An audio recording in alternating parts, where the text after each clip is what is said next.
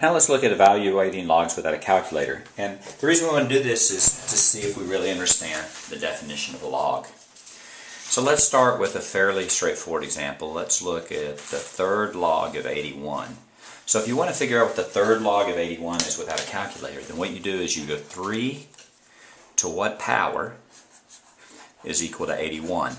So 3 to what power is 81? Since 3 to the 4th is 81, that means that the third log of 81 is 4. Let's do another example. Let's say at the second log of, say, 256. So to calculate the second log of 256, then what you need to do is you need to go to 2 to what power is equal to 256.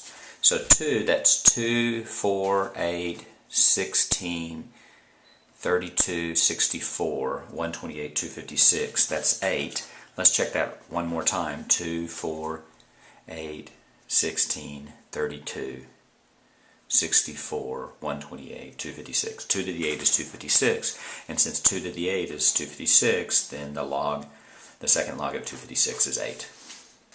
And let's do the 10th log. If we have the 10th log of 1 million, 10th log of 1 million, it says 10 to what power is 1 million? 10s are actually pretty easy. That's 6 zeros, so it's 10 to the 6th is 1 million, so the 10th log of 1 million is going to be 6. And that's how you do some simple problems with evaluating logs without a calculator. Let's look at some problems that are a little bit more difficult. Let's do the fourth log of 1 over 64. Well, the key is that 1 over 64, you need to 4 to what power is 1 over 64? Well, 4 to the third is 64. So that means, but the 64 is on the bottom, so that's 4 to the minus 3. 4 to the minus 3 is 1 over 4 to the third, which is 1 over 64. So that's going to be a minus 3. Let's do let's do the third log. Let's do the third log of the 5th root of 9. Now that's more complicated here. Well, the third log, first the 5th root. Let's think about that for a second. The 5th root is just 9 to the 1/5. So let's rewrite that. That's the third log of 9 to the 1/5. Now the problem here is we have the third log of 9. What we need is we need the base of 9 to be 3.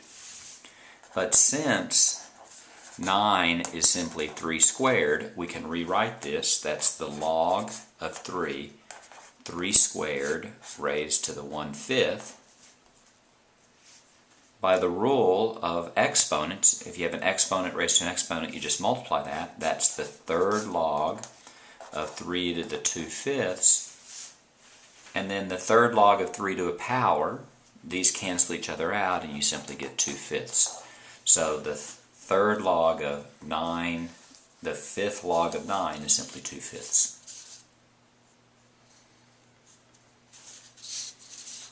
Let's look at another somewhat more difficult problem. Let's do the second log, 1 over.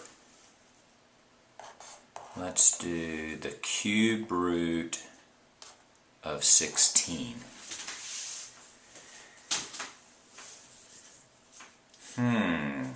Well, the first thing we think about is, and I might actually do this separately. If it's the cube root of 16, that's 1 over 16 to the 1/3.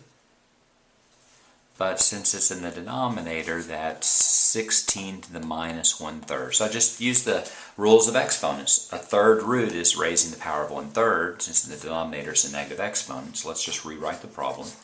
The second log of 16 to the minus 1/3. Now it becomes a problem where we have the second log of a number. If this base was 2, then that would cancel it out. So 16 is simply, if you think about it, 16 is 2 times 2 is 4, times 2 is 8, times 2 is 16, so that's 2 to the 4th. So let's rewrite it again. So it's the second log of 2 to the 4th raised to the minus 1/3. Since you have a power raised to a power, you simply multiply those together, so you get the second log of 2 to the minus 4/3. The second log and 2 to the power cancel out, and then you're done. So your final answer is minus 4/3. So the key here, if you notice, go back to the original problem. If we look at the original problem here, we always want to write it so that the second log is 2 to some power. If you notice, we did that. We got to here, and we have log of 2, 2 raised to a power, and then they just cancel out. And that's how you do finding log functions, evaluating log expressions without a calculator.